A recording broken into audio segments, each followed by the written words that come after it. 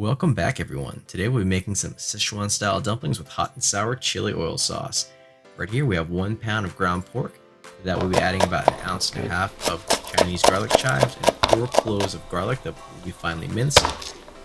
To that we will add 2 teaspoons of kosher salt, 1 tablespoon of sugar, 1 teaspoon of ground white pepper.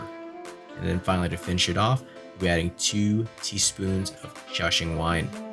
Give it a nice thorough mix, and then we'll be ready to put it together.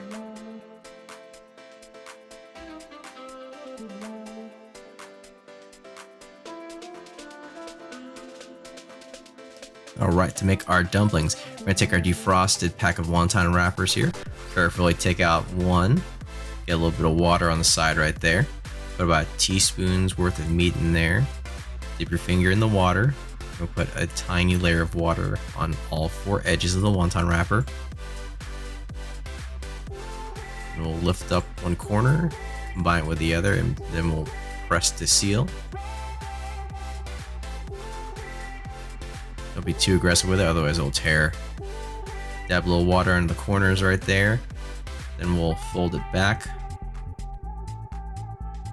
Then put the edges together and then press to seal.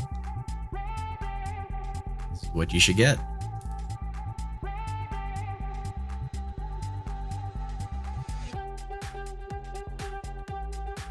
Alright, moving on to our sauce. We'll need 8 dried Chinese red peppers along with 2 teaspoons of Sichuan peppercorns. We'll mix them together on a plate, throw it in the microwave for about 15 seconds so it gets nice and fragrant and toasty. Now everything's going to go into our spice grinder. We'll get a few pulses until it resembles about a store-bought crushed red pepper. You can also do this in mortar and pestle if you want as well. Alright, so that's all done, and as you can see, looks resembles a store-bought crushed red pepper flake. We transferred our pepper mixture here into a saucepan. And I'm also heating up a 1/4 cup of canola oil. Once it gets nice and shimmering, we're going to dump it into our saucepan and we'll let the chilies cook.